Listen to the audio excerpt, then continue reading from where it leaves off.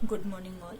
आज के education session में मैं डॉक्टर भावना पांडे आप सभी लोगों का स्वागत करती हूँ।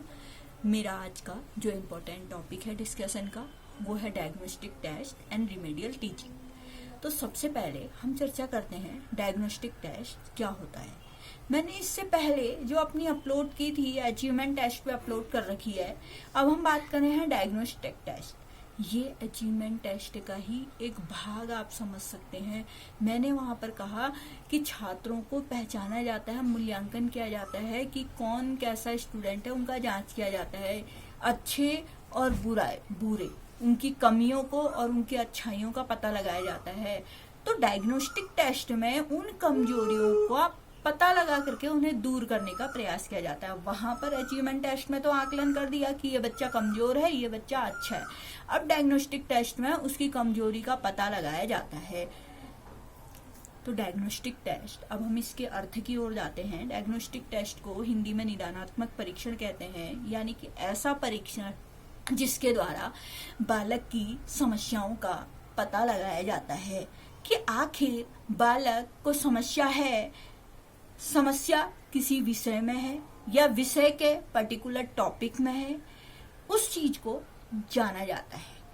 जब तक हम किसी समस्या का निदान नहीं करेंगे तब तक हम बालक को प्रगतिशील नहीं बना सकते हैं, न उसे एक उचित डायरेक्शन दे सकते हैं। तो कुल मिलाकर के निदानात्मक परीक्षण का अर्थ होता है जांच पड़ताल करना, और साथ ही इसको निदानात्मक परीक्षण को एक नाम दिया जाता है विश्लेषणात्मक परीक्षण, क्योंकि यहाँ पर समस्या को छोटे छोटे भागों में बांटकर उसको विश्लेषित किया जाता है। तो ये तो बात करी हमने डायग्नोस्टिक टेस्ट की, यानी कि इसका मेन अर्थ होता है शिक्षण कार्य में यदि बालक को कहीं पर समस्या आ रही है तो उस समस्या का पता लगाना ही निदानात्मक परीक्षण का उद्देश्य है। नेक्स्ट अब हम चर्चा करते हैं उपचारात्मक परीक्षण। उपचारात्मक परीक्षण आप नाम से ही पढ़ रहे हैं कि यहाँ पर बच्चों की निदानात्मक परीक्षण के द्वारा जो कमजोरी का पता लगाया गया है कि आखिर कमजोरी इस टॉपिक में है, फिर वहां पर उसे दूर करने का प्रयास किया जाता है, उसे सॉर्ट आउट करने का प्रयास किया जाता है। यानी कि उपचार से रिलेटेड है।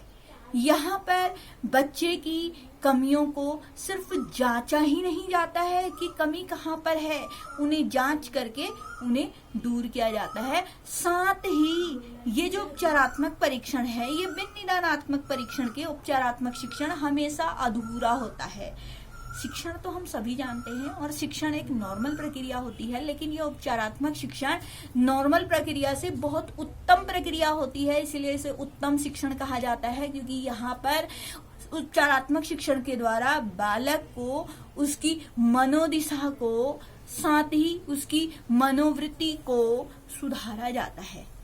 इससे पहले मैंने एक पॉइंट निदानात्मक परीक्षण में चर्चा की थी। निदानात्मक परीक्षण में दो प्रकार का निदानात्मक परीक्षण हम ले सकते हैं।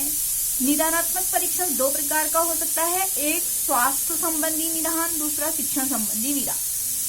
अब बालक को, पहला हम बात कर रहे हैं स्वास्थ्य संबंधी निदान। अगर बालक को स्वास्थ्य संबंधी कोई परेशानी है, तारे जमीन पर वाली पिक्चर सभी ने देखी, तो वहां पर आपने देखा था कि बच्चे को स्वास्थ्य संबंधी परेशानी थी, जिसके कारण बच्चा वाक्य को नहीं पढ़ पा रहा था और पढ़ाई में कमजोर हो रहा है। या किसी को दृष्टि दोष है, आप आजकल पढ़ रहे हैं डिसलेक्सिया, डिसकैलकुलिया, डिसग्राफिया, ये सब पढ़ने से रिलेटेड स्वास्थ्य संबंधी बीमारियों से रिलेटेड है, जहां पर हम उन समस्याओं को जानते हुए उनका निदान करने का प्रयास करते हैं। तो स्वास्थ्य से, आंख से, कान से, हाथ से रिलेटेड कोई प्रॉब्लम है, वो हमारी स्वास्थ्य संबंधी निदान में आता है। हम उन्हें जांच करके दूर करने का प्रयास करते हैं। नेक्स्ट जो है हमारा शिक्षण संबंधी निदान।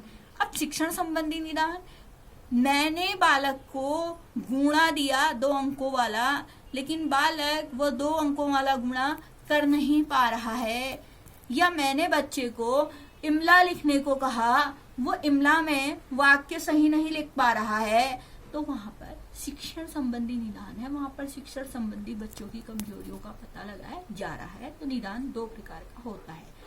अब उपचार यहाँ पर जो मैंने निदान बताया, अब यहाँ पर जो कमी पता चलेगी, अब वहां उपचार में वो कमी किस कारण है उसको दूर करने का प्रयास हमारा किया जाता है।